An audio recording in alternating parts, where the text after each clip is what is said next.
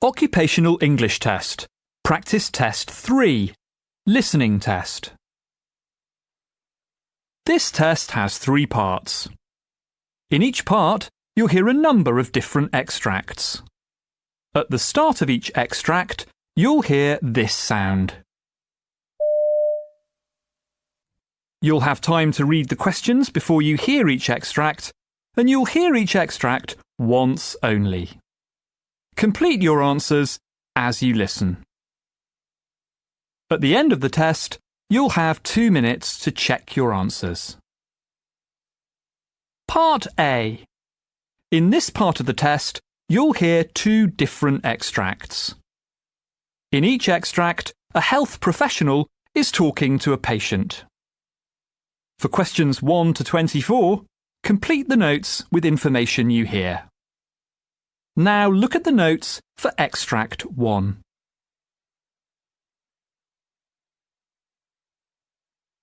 Extract 1, questions 1 to 12. You hear a pulmonologist talking to a patient called Robert Miller. For questions 1 to 12, complete the notes with a word or short phrase. You now have 30 seconds to look at the notes.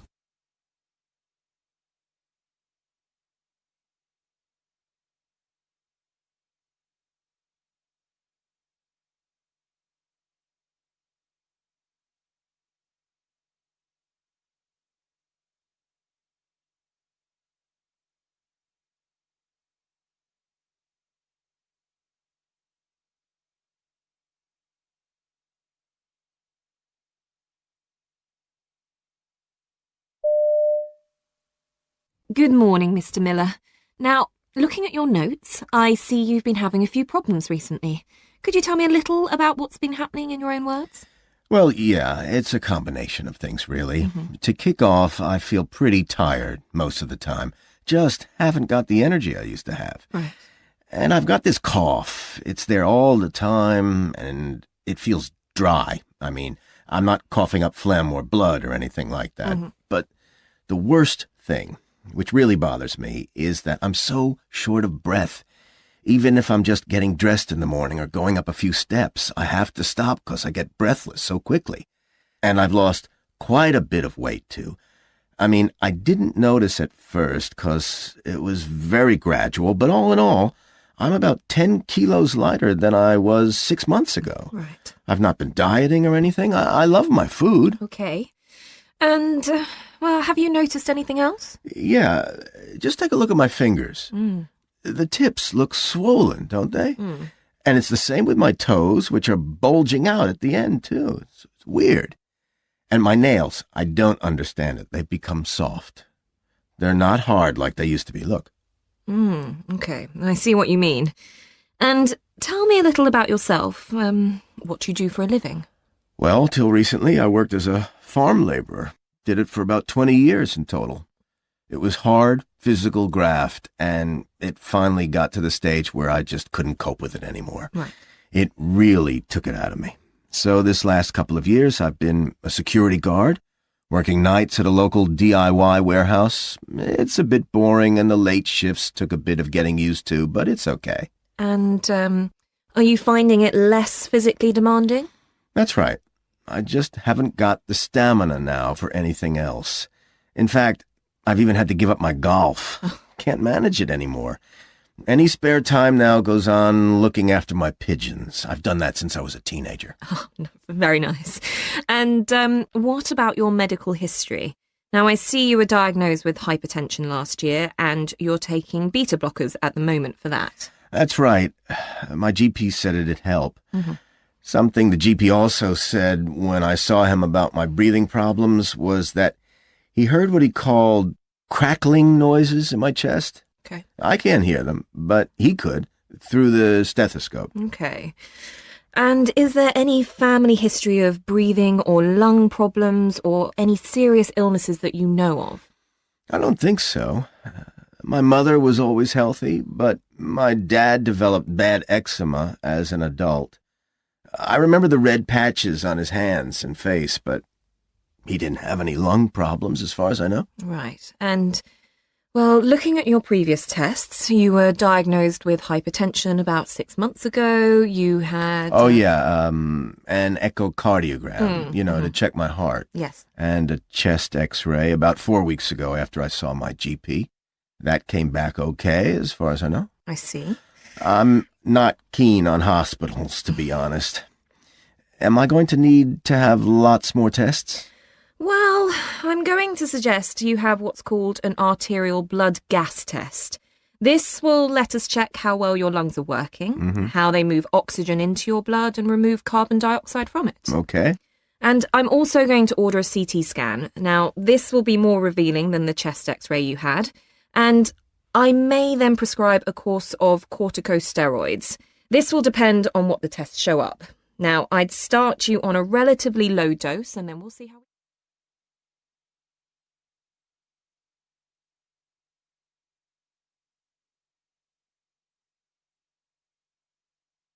Extract 2. Questions 13 to 24. You hear an eye specialist talking to a patient called Jasmine Burton, who has recently undergone eye surgery. For questions 13 to 24, complete the notes with a word or short phrase. You now have 30 seconds to look at the notes.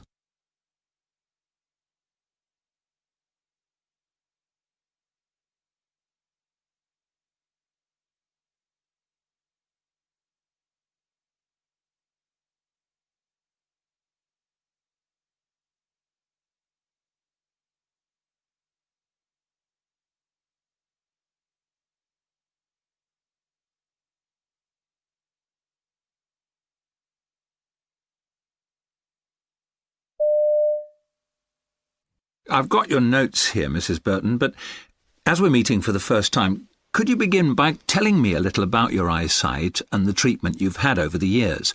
Did you wear glasses as a child, for example? Yes, since I was about 7. My parents were concerned by the way I held a book when I was reading, so they took me to an optometrist. He told them I had some kind of astigmatism. Am I right in assuming that's myopic rather than hyperopic? Well, yes, I'm nearsighted, if that's what you mean. That's right. Some people actually have mixed astigmatism. They're far-sighted in one eye and near in the other. Oh, well, that's not me. Right. And as well as my astigmatism, as you probably noticed, my eyes flicker. I'm not aware of it myself, but other people comment on it sometimes. I think you call it nystagmus. It meant that when I had my eye surgery, they preferred to use a general rather than a local anaesthetic. OK, so did anyone ever tell you what they thought might have caused the condition? Well, I was once told that my generally poor eyesight is most probably down to the fact that I don't have enough pigment in my eye. Right. On the whole, my eyes have never really caused me any significant difficulties, however. I've always had to wear glasses, so that's part of life now. I suppose the only thing is that driving's always been out of the question. I'd never have passed the sight part of the test. That's probably a good thing because it takes me some time to focus, which could make me pretty dangerous if I was ever behind the wheel of a car. Yes, indeed. Also, I'm useless at sports like tennis. I think that's because I'm poor at judging the distance between myself and the ball. That was a pain as a teenager, but I've never particularly wanted to play since then. And I've hardly had any issues at work because of my sight. I'm a receptionist in a hotel, and I've never had any difficulty reading computer screens or anything, fortunately. You've had your eyes regularly checked throughout your life, presumably. Yeah, that's right, every couple of years. My prescription has changed a little over time, but not that much. Though I certainly couldn't manage without reading glasses these days. About 3 years ago, I was told a cataract was developing in my right eye. Right. It was a few years before they decided to remove it. That was this February. And it all went very smoothly. Good. And you were pleased with the result? Yeah, I was, thrilled. If only all our failing parts could be replaced so easily. However, when I had the routine checkup a couple of weeks after the operation, I was told there was some clouding, opacity? Opacity, yeah. I think was the word they used, in the capsule containing the new lens. It's a bit disappointing. They could clear it with a laser if it gets to be a real problem, but my flicker makes that rather a risky option. I knew that there's a greater chance of developing a detached retina after a cataract op. Yes. but I'm glad to say they found there wasn't any evidence of that in my case. Oh, good. All they did was make an appointment for me to be checked out again in 6 months' time. But they said I should get in touch if I felt concerned about my eyes. And is that what brings you here today? Yeah, because I am bothered about a couple of things. So firstly, I've noticed more floaters than usual. Right. I don't know if that's something to worry about or not. More annoying is the fact that I'm much more troubled by glare than I used to be, so I wanted to ask your opinion on that. OK, well, let's start by...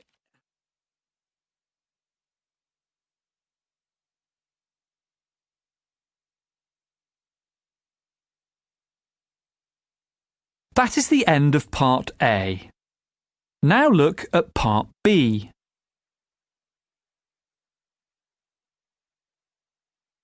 Part B. In this part of the test, you'll hear 6 different extracts. In each extract, you'll hear people talking in a different healthcare setting. For questions 25 to 30, choose the answer A, B or C which fits best according to what you hear. You'll have time to read each question before you listen. Complete your answers as you listen. Now look at question 25. You hear a nurse briefing a colleague at the end of her shift. Now read the question.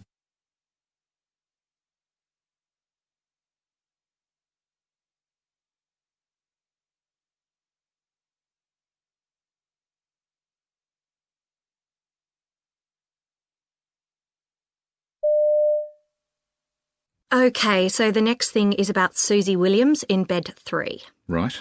She's been admitted for chest pain to rule out MI. So far she had an EKG, which was OK, and the first set of cardiac enzymes and troponins are negative. When she came in, her blood pressure was elevated a little, like 182/95, but she was given losartan, and at 6 o'clock it was 142/82.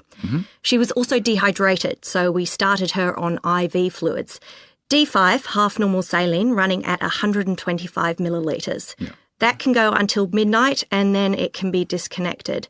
She's scheduled for a stress test tomorrow and some more enzyme tests. OK? OK.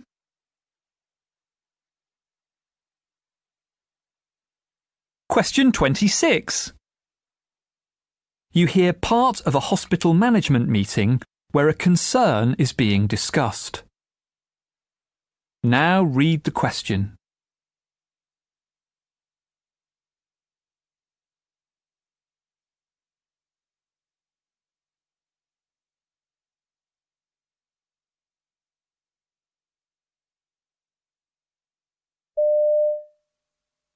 Now I'll hand over to Jenny, who has a few words to say about staffing. Jenny? Thanks. Now, if we compare ourselves to other hospitals of the same size in other regions, we're actually recording lower rates of staff turnover. That's just as well, given the challenges filling vacant positions across the sector. Where we do compare unfavorably is in the number of days lost to sick leave. That's making it hard to maintain full cover on the wards, and we all know the costs of that. As a matter of urgency, then, HR are looking into the worst affected areas to understand the reasons behind it and to see if there's anything we can do to help and support the staff involved.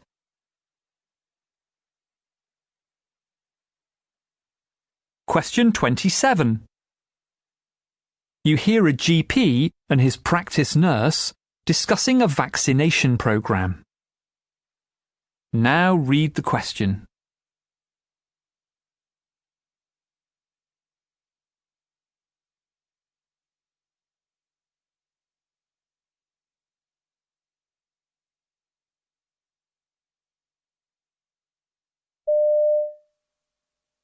It's coming up to that time of year when we have to start preparing for the flu vaccination programme. Yes, we usually do it at the start of next month, don't we? That's right. If you remember last year, we hired a local hall and did as many people as we could in one afternoon. Yes, I just started working here then.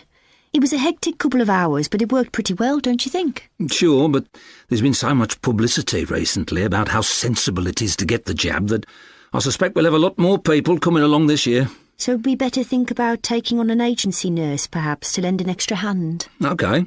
Let's run that by the practice manager, and she might have some other suggestions too.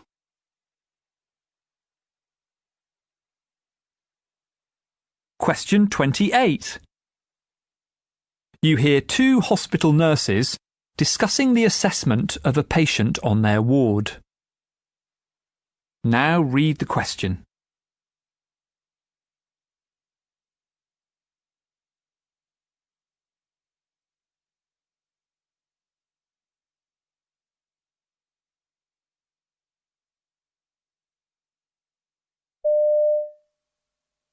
The bed manager just rang. He wants us to clear 3 spaces in the ward today. Oh, it's never ending. Let's see what we can do. There's no one ready to be discharged, but we could try chasing referrals for Mr. Davison to the community hospital for rehab. Where are his notes? Yes, but has he had his assessment yet? They were all away at that conference yesterday and the day before. I think he'll have slipped through the net. But Dr. Amat's already got him medically stable and signed off, so he should be the next one to move on. Well, I'd get him there as quickly as possible before they give the place to somebody else. I'll phone them straight away.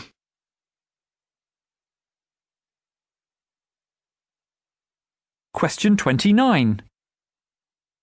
You hear the beginning of a training session for dental students. Now read the question.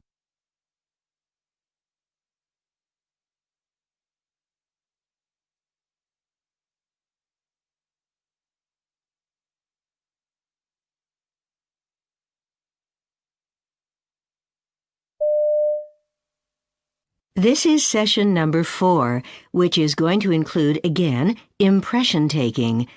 We've created the crown impression of tooth number 30. We also took care of an inlay preparation. So today, we're going to stay on that side with our impression taking. We're going to make a duplicate of what we've already done, and our attention to detail is now going up another notch.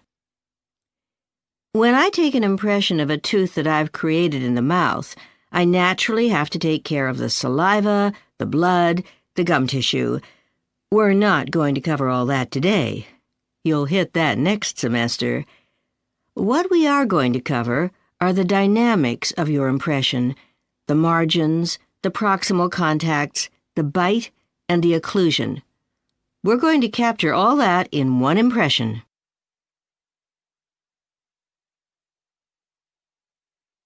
Question 30. You hear two nurses discussing the treatment of a patient with a kidney infection.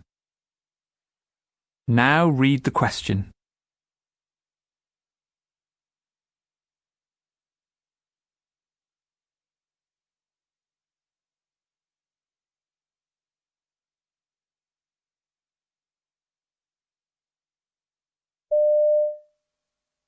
I can't see the results of Mr. Roberts' last blood test to check creatinine levels. Did you do the last one? No, not me. Let's see. Here it is. The last test was 4 hours ago and results show a level of 38, so it's still well below normal. We'd better do one when he wakes up, as it might have changed. The patient's not keen on needles, though. I had a real job last night trying to convince him it was necessary. Not the easiest of patients, if you're happy to have a go. OK, my turn, I reckon.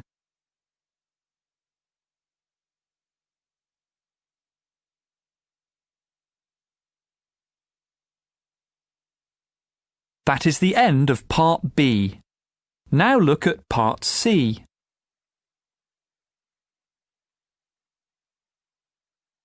Part C. In this part of the test, you'll hear two different extracts. In each extract, you'll hear health professionals talking about aspects of their work.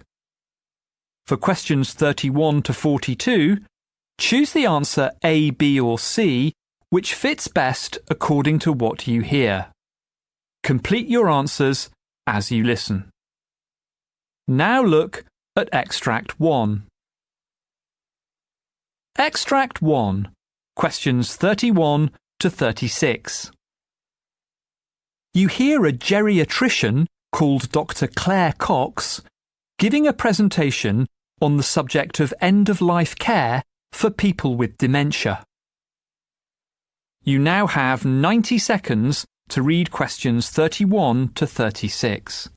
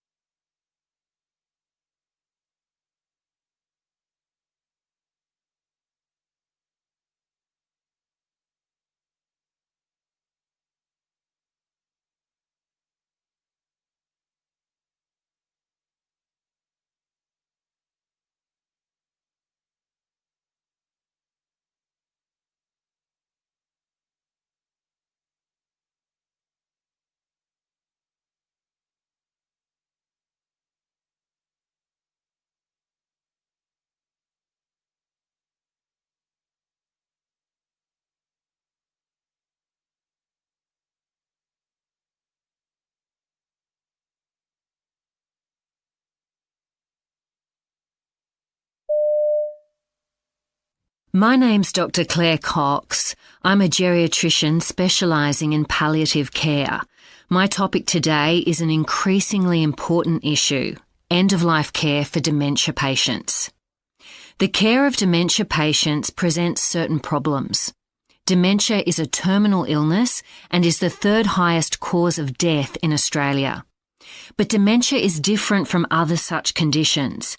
It has an unpredictable trajectory, and there can be difficult issues around patients' mental capacity, decision-making and communication. But, in spite of an equal need for palliative care services, dementia patients don't always fit the traditional model of such care. Families often suffer distress because they feel unable to ensure that their loved one's wishes are being respected, or just don't know what that person wanted because the discussion wasn't held early enough. There is therefore a clear need for well-funded, patient-centred palliative dementia care that's available when and where it's needed. I do a lot of work with Dementia Australia, an organisation which represents the needs of Australians living with all types of dementia, and of their families and carers. It also campaigns on dementia issues and funds research. Dementia Australia decided it was the right time to examine the issue of end-of-life dementia care from the perspective of the consumer as well as from that of the healthcare professional. It's a timely initiative. We have plenty of anecdotal evidence but not enough hard facts about what's going wrong and why the system's failing. But the current situation isn't all bad. Despite the issues I've mentioned, I've heard some wonderful examples of how palliative care has made a big difference to people's lives. Things can obviously go badly wrong if this isn't handled well. But in the right circumstances, people with dementia can reach the end of their lives peacefully and with dignity. Dementia Australia commissioned researchers to conduct a survey on the end-of-life issues affecting dementia patients.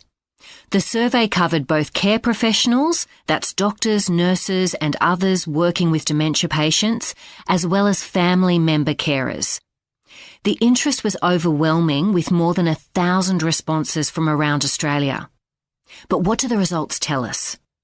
Well, the initial results confirmed what we've heard about access to appropriate end-of-life care. It was obvious immediately that there was a striking gap between the perceptions of care professionals and family member carers about end-of-life dementia care. For instance, while 58% of family member carers said that they didn't have access to palliative care specialists and 68% didn't have access to hospices, 3/4 of care professionals indicated that people with dementia in their area do in fact have access to palliative care. This begs the question of whether consumers, that is, patients and family member carers, might not be aware of services that are available. Another notable finding of the survey was that care professionals often lack knowledge of the legal issues surrounding end-of-life care. Some reports indicate that care professionals are at times reluctant to use pain medications, such as morphine, because of concerns about hastening a patient's death. However, access to appropriate pain relief is considered to be a fundamental human right, even if death is earlier as a secondary effect of medication. Our survey found that 27% of care professionals were unsure about this, or didn't believe that patients are legally entitled to adequate pain control, if it might hasten death. So perhaps it isn't surprising then that a quarter of former family member carers felt that pain wasn't adequately managed in end-of-life care. This lack of awareness extends beyond pain management. The statistics on refusing treatment were particularly shocking. Almost a third of care professionals were unaware that people have the right to refuse food and hydration, and 1 in 10 also thought refusal of antibiotics wasn't an option for patients in end-of-life care. How can we ever achieve consumer empowerment and consumer-directed care if the professionals are so ill-informed? There's a clear need for greater information and training on patients' rights. Yet over a third of care professionals said they hadn't received any such training at all. It's obvious that end-of-life care planning is desirable. Discussing and documenting preferences is clearly the best way of minimising the burden of decision-making on carers and ensuring patients' wishes are respected. Advanced care planning is essentially an insurance policy that helps to protect our patients in case they lose their decision-making capacity. Even though a patient might believe that loved ones will have their best interests at heart, the evidence shows that such people aren't that good at knowing what decisions those they love would make on complex matters such as infection control and hydration. So before I go on to...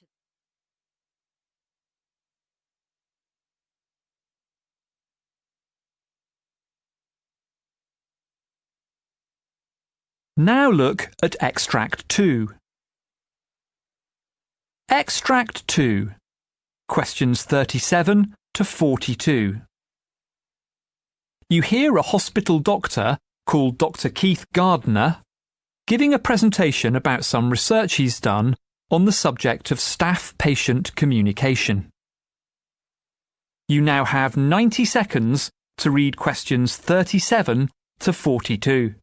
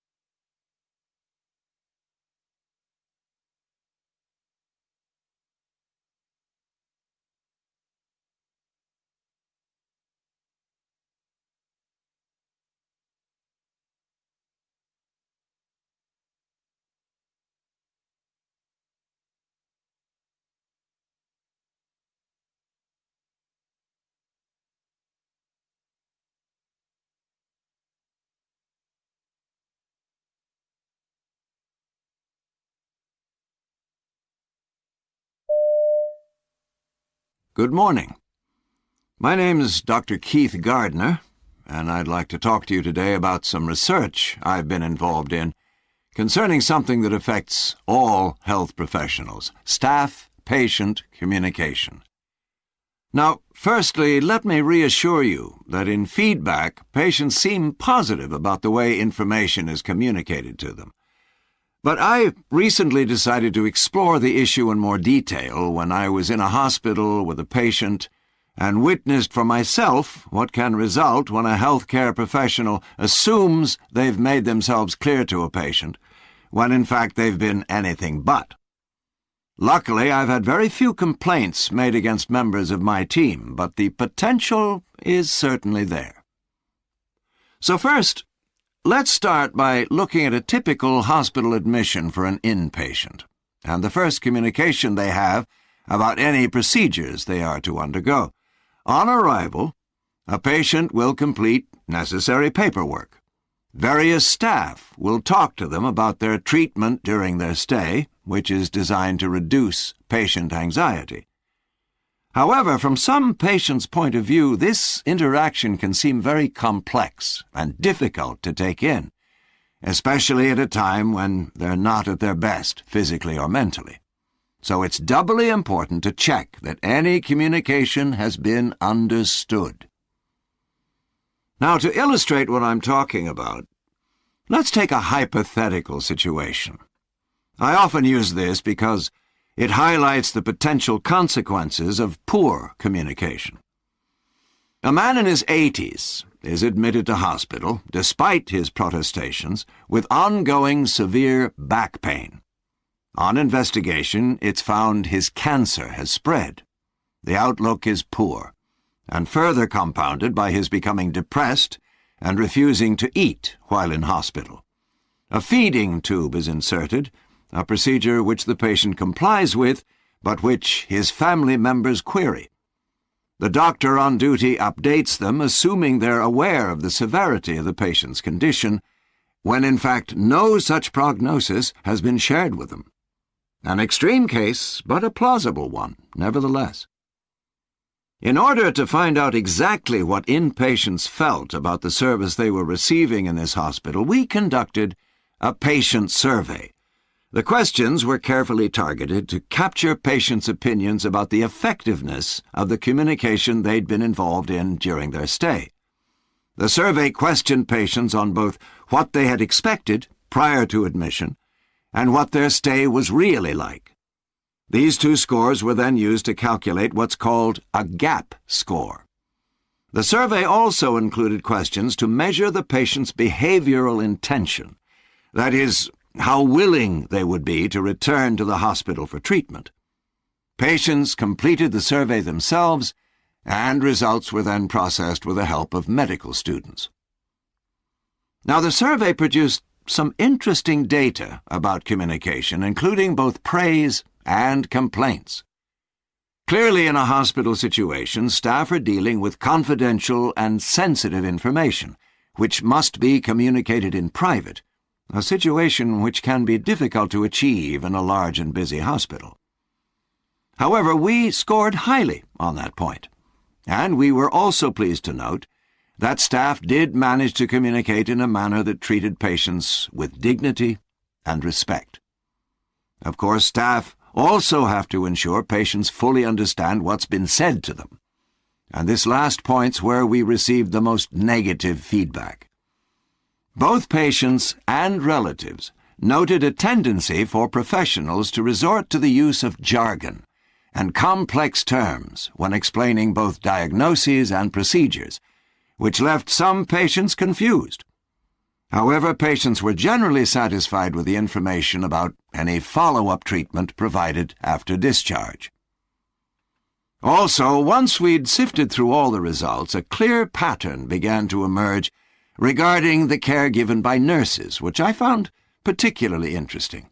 I'd assumed that having a number of different nurses attending to a patient during their stay was a good thing, because you need enough staff to cover the various shifts and attend to patients' needs. What I certainly hadn't expected, though, was for patients to say they felt their recovery was faster when they had to communicate with only a small number of nurses. In other words, when they were surrounded by familiar faces. The findings aren't conclusive, and more investigative work needs to be done on a bigger sample, but it's certainly food for thought.